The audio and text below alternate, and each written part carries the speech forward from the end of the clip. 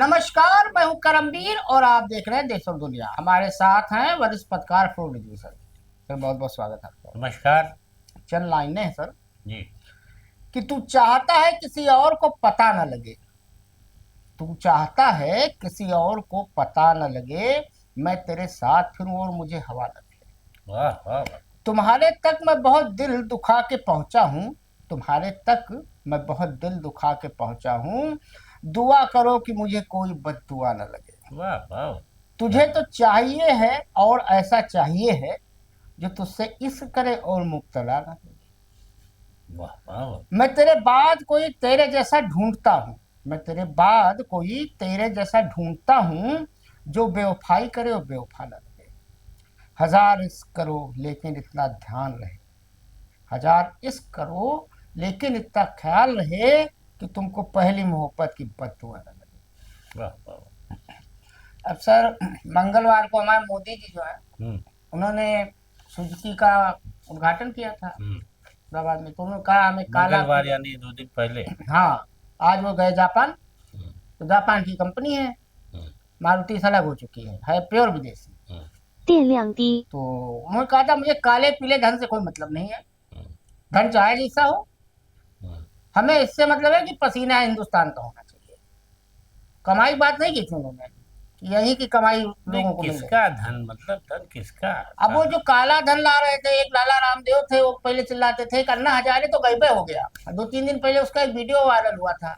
नहीं, उसमें उसमें काले धन की बात कही गई थी कि जो हिंदुस्तान के लोगों ने हाँ सियासी तौर पर, राजनीतिक तौर पर या दूसरे तरीके से हम्म कमा करके भ्रष्टाचार के जरिए हम्म बाहर के स्विस बैंक में 3 अपने, गुना हो गया है सर हाँ, 2014 के बाद। जमा कर रखा है। उसको मोदी जी ने 2014 से पहले अपनी सभा में कहा था कि मैं काला धन लाऊंगा, अच्छे दिन हम्म आने वाले हैं और हो सकता है 15-15 लाख रुपए सबको उससे मिल जाए। हाँ, तो अब वो अब कह रहे हैं कोई मतलब नहीं है, ईडी उडी यानी सब बेकार है, जो ये काला धन सब खोजा जा रहा है। और ये तो भाई देशद्रोह है एक हिसाब से, 电量低，हमारे हिसाब से। तो भाई हिंदुस्तान कई ट्रीटी में शामिल है दुनिया भर के, कि जिसमें वो काला धन के खिलाफ अभियान, इसके खिलाफ उसके खिलाफ। मोदी जी बताइए, प्रधानमंत्री हो के ऐसा बयान दे रहे हैं मुझे काले पीले से कोई मतलब नहीं है। अब 140 बिलियन डॉलर सालाना विदेश से लोग भेजते हैं, जिससे देश की इकोनॉमी जो बताते हैं चौथी और तीसरी, ये सब फर्जी है, सब आंकड़ा झूठा है, हम्म, हम कहीं नहीं है। 140 बिलियन डॉलर जो सालाना वहां विदेश में हमारे हिंदुस्तानी रह रहे हैं वो 电量 भेज रहे 低， हैं, उससे हमारी इकोनॉमी है। हम्म, 2% भी नहीं है हमारी, हम्म, हमारा निर्यात पूरी दुनिया का। हम्म, जीडीपी हमारी 3-3.5% से ज्यादा नहीं है। हाँ, आंकड़े इन्होंने 2014 के बाद सब दिए घटा बढ़ा। हम्म। मनमोहन सिंह की सरकार में 2011 में 7%, 8% जीडीपी होती थी। इन्होंने आंकड़ों का खेल कर दिया, बस सब कुछ चंगासी लगने लगा। ये सर एक पिक्चर का गाना था, काले गोरे का भेद नहीं, कौन सा था, मनोज कुमार साहब का था ना। क्रांति जी, काले हाँ, गोरों का भेद नहीं है। दिल से हमारा नाता है, लग रहा है 电量 मोदी जी 低， को गाना याद आ गया। अलाला रामदेव अलगे हैं सर। हम्म, अब पुलवामा में आरडीएक्स आया था, आज तक नहीं पता। 100 बार अकेला प्रधानमंत्री हमारे देश का मिला है सर, जिसने 100 वंदे भारत ट्रेन का अकेला प्रधानमंत्री है जिसने इतनी ट्रेनों का उद्घाटन किया है। अब सर, एक खबर है कि ट्रम्प ताऊ तो झुक नहीं रहे हैं, ट्रम्प ताऊ तो लगे पड़े हैं। उन्होंने और धमकी दी है कि और ज्यादा होगा और लगाऊंगा, हम्म, 100% लगाऊंगा। हम्म, अब लेकिन हमारे हमारे देश वाले बिल्कुल, क्या बताएं, इकोनॉमिक्स की कितनी समझ है। निर्मला ताई को बता रही थी एक बार प्याज लहसुन न खाओ। अब कपास पर आयात शुल्क की छूट भारत सरकार ने बढ़ाकर 31 दिसंबर 2025 कर दी, जो अमेरिका से आता है। और मोदी जी एक दिन बता रहे थे कि मैं किसानों के लिए जान दे दूंगा, जो भी होगा मैं झेल लूंगा। क्या कहेंगे सर, बड़ा हाई हंगामा है इस पे। 电量 देखिए 低， जहाँ केजरीवाल ने तक, भी इस पे पीसी की है। हाँ, ये बात जो है कि अमेरिका के 50% टैरिफ लगाने हम्म से दिक्कतें तो भारत में बहुत उठ खड़ी हुई हैं। हम्म अभी कल आप देखिए कि बहुत बड़ा वो प्रदर्शन हुआ हम्म भारतीय कालीन उद्योग के लोगों को लेकर के कि हाँ वो इंटरनेशनल लेवल पर ही उसकी कमाई है। हम्म यहाँ गरीब ज़्यादा रहते हैं, झुग्गी झोपड़ी में कालीन तो बेचता नहीं है, हम्म सिवाय 5 स्टार होटल या कुछ बड़े बस बस घरानों बस। में। 电量低， कालीन कौन कौन खरीदता है? और कौन खरीदता है? कालीन खरीदता है, विदेश में बिकता है। हाँ सऊदी अरब का शाह है, तो गल्फ कंट्री है, हाँ, ईरान जो है, विलासता इराक है, भोगता वाले हैं। विलासता भोगता वाले बड़े मुल्क हैं। तो हम्म। उस पर यहाँ की जो है बहुत बड़ा आर्थिक वो चल रहा था कारोबार। हम्म। उस पर कितना बड़ा असर पड़ने जा रहा है। अब यही हालत कपास को लेकर के हो रही है हम्म। कि अगर आप वहाँ के कपास पर जो है माफ कर देंगे, हम्म। और तो फिर यहाँ के किसान क्या 电 अपने 量 कपास 低， पर कमा पाएंगे। हम्म। अगर वहाँ आपने उनको माफ कर दिया है, अमेरिका से आयात करने पर हम्म। मुफ्त कर दिया है उसको, तो उससे मुक्त करने से एक तो भारतीय किसान पर तो दिक्कत आएगी। दूसरी चीज ये है कि देखिए, जो अमेरिका ये खेल कर रहा है हम्म। कि वो कह रहा है कि रूस से ना खरीदो, रूस से ना खरीदो, रूस से खरीदोगे तो तो सबसे ज्यादा तो चीन खरीदता है रूस से। नहीं खरीदता। आप ये देखिए कि इसके इस बयान पर कितने देशों ने अभी तक आपत्ति जताई है। हम्म। आज ऑस्ट्रेलिया ने भी कहा है कि 电量 गलत 低， कर रहे हैं ये, हम्म। इनको नहीं करना चाहिए। और देखिए उसने चीन ने भी ये बात कही हम्म। कि भारत के लिए ये 50% टैरिफ लगा करके क्या जताना चाहते हैं, ये तो हम्म। गलत कर रहे हैं। कई देशों ने कि खुद सकारात्मक सोच रखने वाले अमेरिका की कई पार्टियों ने, कई नेताओं ने इस बात पर एतराज किया कि नहीं, तो भारत इसमें अब ट्रम्प की गलती मैं और नहीं अमेरिका मानता के रिश्ते को बिगाड़ रहे हैं ट्रम्प। हूँ। भारत से जो अच्छे संबंध है, इतना बड़ा लोकतांत्रिक देश है, इतना बड़ा बाजार है, उससे अमेरिका अपना बिगाड़ करना चाह रहा है। यानी ट्रम्प को 电 वहां 量 भी 低， पसंद नहीं किया जा रहा है। और दूसरी लॉजिक ये क्या आप दे रहे हैं कि वो पैसा जो है युद्ध में खर्च होगा, हम यूक्रेन को युद्ध कराने के लिए वो तेल खरीद रहे हैं उससे। हम्म। कमाल है भाई, अभी तक युद्ध नहीं था, तेल खरीद रहे थे और तो ठीक था, और अब कह रहे हैं कि अब यूक्रेन के जो युद्ध हो रहा है उसमें भारत बढ़ावा देगा उसको। तो उसका रीजन है सर, वो एक कबीर दास जी का या रहीम दास जी का हम भूल रहे हैं कि एक दोहा है कि बोया पेड़ बबूल का तो आम कहाँ से खाए। नहीं, एक मसल और भी है ना हाँ। कि उससे कान न 电 चले तो 量 किसका 低， कान ऐठे, गधे का कान ऐठे। हाँ, तो हमने इस पे बनाया कि बोया पेड़ ट्रम्प नाम के बबूल का तो मोदी जी आम कहाँ से खाएं। इनके दोस्त बने थे। हाँ। अब सर एक ताजा ताजा खबर है, बड़ी चौंकाने वाली खबर। हम्म, मनोज सिन्हा जी हैं उपराज्यपाल जम्मू कश्मीर केंद्र शासित प्रदेश के। हम्म, अचानक उनकी आत्मा जागी हम्म, और जो चसोती किश्तवाड़ा माता वैष्णो देवी कटरा में लापरवाही से मौतें हुई थी और 电 जम्मू 量 में 低 जो， बाढ़ में कुप्रबंधन हुआ था, हम्म, उसकी उनकी अंतरात्मा जागी आज। हम्म, और उन्होंने इसकी पूरी जिम्मेदारी लेते हुए अपने पद से इस्तीफा दे दिया। हम्म, पहलगाम में 26 लोग 27-28 लोग मर गए, हम्म। तब उनकी आत्मा सो रही थी। पहलगाम में 200 कुछ लोग मरे गए, 223 लोग। हाँ, और उसके अलावा नहीं नहीं, पहलगाम में तो आपने 23, 24, हाँ, 26 लोग। 26 लोग। ये एरोप्लेन 电 वाले 量 हाँ। 低， एयरक्राफ्ट जो वो हाँ, हुआ वो है, तो विमान दुर्घटना गुजरात में हुआ गुजरात था, वाला। लेकिन ये तो नहीं हुआ भाजपा सरकार में, तो किसी मंत्री ने नहीं लिया। नहीं, तो उसका तो रिपोर्ट भी नहीं मिली आज तक, हाँ। पन्ना पन्ना कहा गया। तो अचानक उनकी आज अंतरात्मा जागी हम्म, और माता वैष्णो देवी हमें लग रहा है रात में आई और उनके सीने पे त्रिशूल रखा हम्म, और तत्काल डर के मारे उन्होंने आज इस्तीफा दे दिया। हम्म।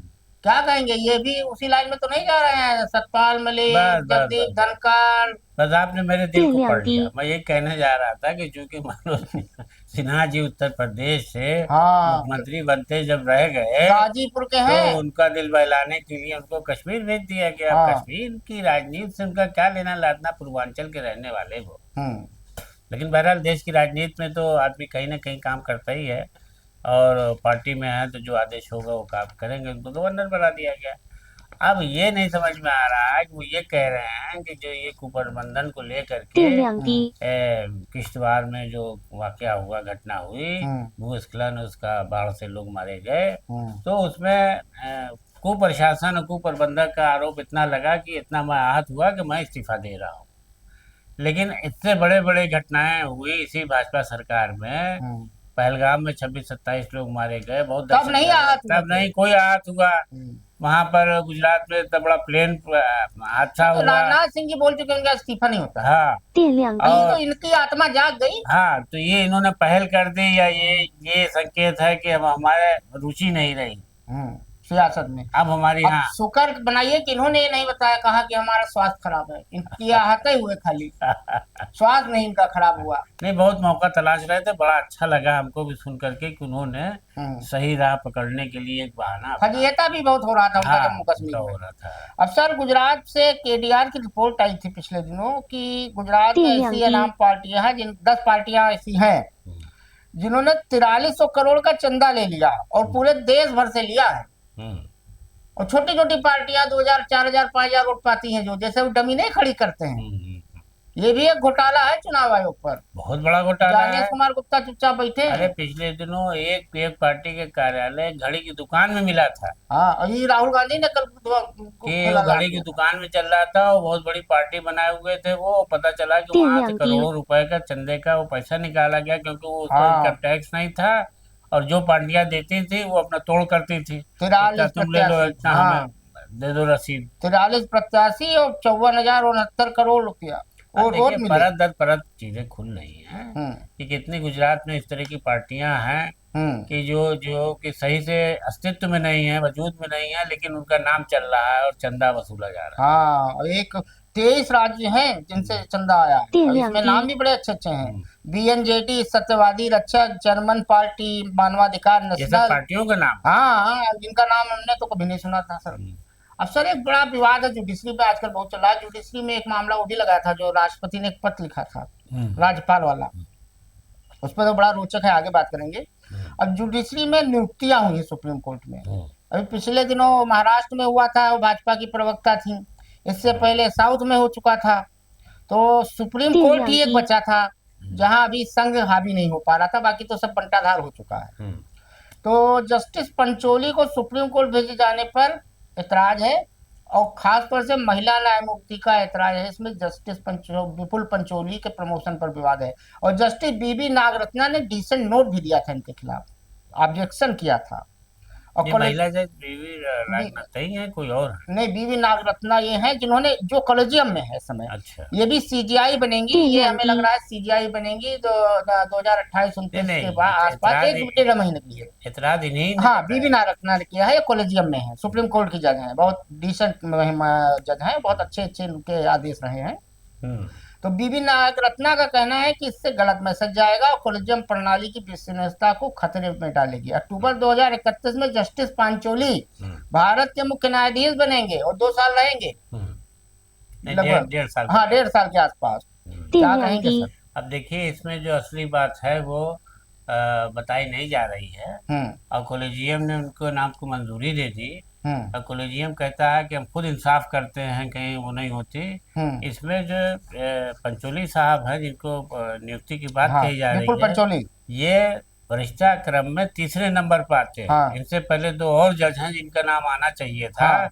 वो नहीं आया। हाँ, तो वो ये कह रही हैं महिला जज कि ये जो गलत मैसेज जाएगा कि तीन आप की- इस तरीके से 2 को अनदेखी करके तीसरे आदमी को आप नियुक्ति कर रहे हैं। हाँ। और कॉलेजियम उस पर खामोश है। हाँ, ये गुजरात हाई कोर्ट से पटना गए थे। हाँ, तो ये चीज जो है, ये तो इस पर ऑब्जेक्शन जो उन्होंने उठाया बिल्कुल सही उठाया है कि भाई 2 और जज हैं जो भाई वरिष्ठता क्रम के हिसाब से आप करेंगे ना। 57 नंबर पे या हैं तो ये। ये आप बताते आप कि उन 2 के खिलाफ जांच चल रही है, उन 2 खिलाफ के उनके खिलाफ या उनमें कुछ कमियां हैं या उस योग्य नहीं है कि 这 वो 两滴 सुप्रीम कोर्ट में लीड कर सके। अब इनको आप पंचोली अब ये साहब तीसरे जज हो जाएंगे गुजरात कोटे से, पागड़ी वाला है जस्टिस। हाँ, तो और अब ये अजारिया भी है। हाँ, अब ये कि वो गुजरात से ताल्लुक है उनका, वहीं से उनकी नियुक्तियां हुई थी। तो अब ये थोड़ा सा जो है उसमें लाके खड़ा कर दिया लोगों ने कि गुजरात से जो होता है उस आदमी का नाम पहले हाँ, आया। ज्यादा बड़ा 3 हो गए हैं। वैसे हाँ। बीबी नागरत्ना 2027 में मात्र 36 दिनों के लिए भारत की पहली सीजीआई महिला जज होंगी तो सर। ठीक है, देखिए ये तीन बात यांकी। तो उन्होंने सही उठाई है कि उनकी आपत्ति गलत नहीं है, लेकिन अब ये जजेस को, कॉलेजियम को आपस में खुद समझना है कि जो आदमी एतराज कर रहा है तो उसके एतराज के पहले उन्होंने ये बात क्यों नहीं सोची कि ऐसा ना हो कि कोई एतराज कर दे। तो हम इस बात को पहले ही ऐलान कर दें कि वरिष्ठता क्रम में 3 जजेस थे जिनमें तीसरे नंबर के जज जो सुपरसीड किया गया है। हाँ, आप सुपरसीड करके कर रहे हैं आप, तो वो बात सामने नहीं आई है, लेकिन ये बात जो है कॉलेजियम को स्पष्ट करना चाहिए। आप जस्टिस पंचोली के बारे में बता दें, 28 मई 1968 को ये पैदा हुए थे। 1 अक्टूबर गौर करने वाला डेट है, 1 अक्टूबर 2014 को इनकी न्यायिक सफर शुरू हुआ था, मोदी जी के शपथ लेने के बाद प्रधानमंत्री पद से। तब उन्हें गुजरात उच्च न्यायालय के अतिरिक्त न्यायाधीश के रूप में पदोन्नत किया गया। 10 जून 2016 को उन्हें स्थायी न्यायाधीश के रूप में नियुक्त किया गया, और गुजरात उच्च न्यायालय में तकरीबन 1 दशक सेवा के बाद 24 जुलाई, ये भी डेट नोट करने तीन लायक है। लियांग 2023 को उनका स्थानांतरण पटना उच्च न्यायालय में हुआ, जहां उन्होंने न्यायाधीश के रूप में शपथ ली। अक्टूबर 2031 में उनका भारत के मुख्य न्यायाधीश बनने की पूरी संभावना है, 1.5 साल रहेंगे। अब सर, गूगल अंकल, आपको याद होगा पिछले दिनों अपने यूपी में एक हादसा हुआ था हापुड़ में। अब गूगल अंकल ने एक हादसा और कराया। राजस्थान के चित्तौड़गढ़ में एक बड़ा हादसा हुआ। यहाँ वैन से जा रहा एक परिवार गूगल मैप देखकर जा रहा था। उन्हें पता नहीं था कि आगे पुल टूटा हुआ है। 9 लोगों से भरी गाड़ी बनास नदी में जा गिरी, जिसमें 3 लोगों की मौत हो गई, इसमें 4 साल का बच्चा भी था। लेकिन ये पहला मामला नहीं है गूगल का। आज तक गूगल पे कोई कार्रवाई नहीं होती है। ये मामला समझ नहीं आ रहा सर, क्या कहेंगे? अरे बंद भी नहीं कराते ना, उसमें कोई ऐसा वो गवर्नमेंट की तरफ से वो आता है कि इसका इस्तेमाल ना करे। हाँ, कुछ स्पष्टीकरण भी आना चाहिए ना। देखिए दूसरा ये बड़ा हादसा हो गया, वैसे ही एकदम सेम कंडीशन है कि पुल आगे से जाके टूटा हुआ है, और जब तक ड्राइवर समझ पाता, 9 लोगों से भरी गई, लोग दर्शन करने कहीं जा रहे थे चित्तौड़गढ़ से, और वो जा करके जो है वो वहाँ पर गिर गई नदी में, और नदी में काफी उफान था और इतना बहाव था कि पूरी गाड़ी बहने लगी। लेकिन किसी तरह से शीशा तोड़ करके उसमें फिर फोन पर कुछ जो लोग 4 लोग निकले, उन लोगों ने फिर फोन क्या इस्तेमाल करके नागरिकों को किसे वो बचाना था ऊपर वाले को। तो जो 4-5 उसमें बच गए, लेकिन 2 महिलाएं और बच्चे, उनको भी इसलिए नहीं बचा पाए कि रात का मसला था। जैसा कि पुलिस ने बताया है, उसमें सुरक्षा कर्मियों ने, कि वो लोगों ने अपने मोबाइल टॉर्च से जो है संकेत दे के किया, लेकिन इतनी देर में तेज पानी के बहाव में महिला और बच्चे बह गए। और ये उस देश का हाल है जहाँ 4 लाख करोड़ रुपए का खर्चा खाली सड़क बनाने पर नितिन गडकरी महाराज ने दुनिया भर से ले रखा लोन। अब सर, आज सुप्रीम कोर्ट में मामला लगा था बड़ा दिलचस्प, जो राष्ट्रपति महोदया ने एक चिट्ठी लिखी थी कि जुडिशरी बड़ी है कि राष्ट्रपति और राज्यपाल का फैसला। बड़ा मजेदार था, आर्गूमेंट हुआ। तो राज्यपाल और मुख्यमंत्री एक म्यान में नहीं रह सकते। सुप्रीम कोर्ट में सुनवाई में प्रेसिडेंशियल रेफरेंस के खिलाफ सुनवाई के दौरान तमिलनाडु सरकार ने सुप्रीम कोर्ट में कहा कि राज्यपाल और मुख्यमंत्री एक म्यान में नहीं रह सकते। उन्होंने कहा कि राज्यपाल विधायी प्रक्रिया का हिस्सा तो है, लेकिन उन्हें कानून बनाने का अधिकार नहीं है। उन्हें मंत्री परिषद की सलाह पर काम करना होता है।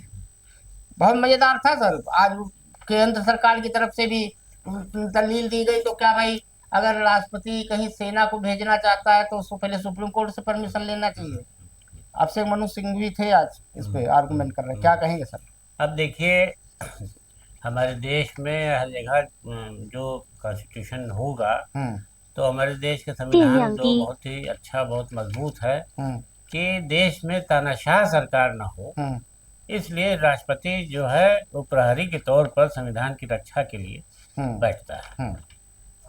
वो कानून बनाता नहीं, लेकिन कानून की रक्षा का भूमिका उसकी होती है। उसका रोल ये है, कानून बनता है तो पास करने के लिए बिल भी जाता है उसके पास, तो वो पास उसको मंजूरी देता है, लेकिन वो कानून बनाने में नहीं शामिल रहता। उसका रोल, भूमिका उसमें तो इस तरीके से ये है कि अभी जो पिछले दिनों हुआ कि तमिलनाडु के कुछ बिल जो थे, तमिलनाडु सरकार के गवर्नर के पास गए, उन्होंने मतलब इतनी मुद्दत तक उसको फंसाए रखा, नहीं पास किया था उसमें। तो वहाँ वर्चस्व की जंग शुरू हो गई कि मुख्यमंत्री बड़ा है, सरकार बड़ी है, या राज्यपाल बड़ा है। राज्यपाल ये दिखाना चाह रहा है, कभी कभी चाहता है कि देखो हम न चाहेंगे तो सरकार चलेगी नहीं। और यहाँ ये था कि ऐसा जब मौका आया तो ये सुप्रीम कोर्ट में इनको पेश होना पड़ा। क्या नाम है, तमिलनाडु के चीफ मिनिस्टर को, साहब ऐसे ऐसे अगर गवर्नर करने लगे तो हम सरकार कैसे चलाएंगे? हम कानून बनाते हैं, हम उसको पास कराने के लिए जो व्यवस्था दी गई है कि गवर्नर पास करके इतने दिन में वापस करेगा बिल, वो लौटाता नहीं है। तो उसी पर सुप्रीम कोर्ट ने कहा था कि नहीं, गवर्नर और राष्ट्रपति जहाँ भी ऐसी व्यवस्था है, उनको इतनी मुद्दत में 3 माह में जो भी मुद्दत संविधान में दी गई हो, उसके तहत उस बिल को वापस कर देना चाहिए। पास करे ना पास करे, मंजूरी दे ना मंजूरी दे, लेकिन अपना आदेश सुना दे। अब सर, हमारे शाहजहांपुर के एक संवाददाता हैं अफवान साहब, उन्होंने खबर भेजी, बड़ा हृदय विदारक है, कि शाहजहांपुर में एक सचिन ग्रोवर नाम के व्यक्ति थे, तो उन्होंने अपनी पत्नी और अपने बेटे के साथ सुसाइड कर लिया। रीजन क्या है, मोदी जी बड़ा लंबा लंबा बताते हैं, मुद्रा लोन ये वो। आज योगी जी पता नहीं कौन कौन सा 12-13 कानून बदल रहे हैं, खूब इन्वेस्टर समिट होता है। 电量 तो 低， सचिन ग्रोवर ने 50 लाख रुपया प्रधानमंत्री रोजगार सृजन योजना के तहत अपनी सास संध्या मिश्रा के नाम से स्वीकृत कराया था। 1 लाख रुपया पर मंथ उसकी किस्त जा रही थी। अब हुआ क्या कि सूदखोरों ने क्या किया, उनको ब्याज दिया और हर दिन पर डे का लेते थे 2000 रुपए। पहले उन्होंने अपनी पत्नी की ज्वेलरी गिरवी रखी, फिर उनकी पत्नी के नाम से जो प्रॉपर्टी थी वो गिरवी रखा, उनके भाई की मोटरसाइकिल ले गए सूदखोर। मतलब सब कुछ सारा उनके साथ हो गया। मतलब ये स्थिति आ गई कि आदमी बिल्कुल दुखी हो गया। और कल रात में आज सुबह 13 पन्ने का एक सुसाइड नोट लिख के उन्होंने पूरा, 4 साल का उनका बच्चा है और प्री से अभी वो गया था, उसका नाम है फतेह था दुर्भाग्य से, और प्री नर्सरी से बड़े स्कूल में प्रवेश किया था। अब ये देखिए, ये तो कितना दुखद है कि सरकार लोगों के जीवन की रक्षा के लिए तमाम उपाय करती है, तमाम कानून बनाती है, तमाम विकास योजनाएं भी चलाती है, स्वास्थ्य की दिशा में, शिक्षा की दिशा में, कारोबार की दिशा में, सब कुछ। अब ये सरकार के ही प्रोत्साहन से अगर उसने कारोबार के लिए लोन लिया और उसकी परिणति ये हुई कि उसको अपनी जान दे के चुकाना पड़ा, चुका भी कहाँ, जान दे दी, पूरा घर बर्बाद हो गया और अब भुखमरी की नौबत आ जाएगी, सब कुछ बेच डाला जैसा कि आप बता रहे हैं। तो सरकार के लिए ये तो बहुत बड़ी चुनौती है, उसको देखना चाहिए ये कैसे हो जा रहा है। अफसर मोहन भागवत साहब आजकल दिल्ली में डटे हैं, 100 साल पूरा हुआ आरएसएस का, और इस समय तलवारें दोनों तरफ से खींचे हैं। मोदी जी की तरफ से भी। भाजपा अभी तक राष्ट्रीय अध्यक्ष नहीं खोज पाई है, दुनिया की सबसे बड़ी पार्टी बताती है अपने आप को। अब मोहन भागवत जी कह रहे भैया ऐसा गर्मी आने वाली है, नींबू शिकंजी पियो, कोका कोला स्प्राइट मत पियो। और मोदी जी मंगलवार को सुजुकी के उसमें कह रहे थे काला पीला कुछ भी हो सब आने दो, हमें उससे मतलब ही नहीं है। ये क्या कंट्राडिक्ट है। और कोका कोला भी विदेश से तो इंपोर्ट होके आता नहीं, एक्सपोर्ट होके बनता तो इंडिया में है, यही के लोग तो हैं। सुजुकी तो प्योर विदेशी कंपनी है। देखिए, कल आपने जो है मेड इन इंडिया कुछ है नहीं हमारे यहाँ, केवल मैन्युफैक्चरिंग इंडिया होता है। कल आपने भागवत जी की स्पीच की कुछ सुनाए। हाँ हाँ हाँ। और उस पर आपने एक बात ये कही कि मीठा मीठा हप हप, हाँ, कड़वा कड़वा थू थू। हाँ। यानी संघ जो है लोगों की मदद करता है, उनको सिखाता है, पढ़ाता है, उस योग्य बनाता है। लेकिन जब वो अब किसी स्थान पर पा जाते हैं, बहुत उच्च शीर्ष पर तो भूल जाते हैं, तो वो भूल जाते हैं। और अगर कोई, जैसे जेपी नड्डा ने कहा था चुनाव के, तो कुल मिला के भैया ये है, चलते चलते हम तो नींबू शिकंजी नहीं पीते हैं, तो 4 लाइन है। वो मेरी जिंदगी में चाय जैसा है, वो मेरी जिंदगी में चाय जैसा है, नुकसान भी उसी से है, लत भी उसी की है। ये हमारी लिखी हुई थी। धन्यवाद।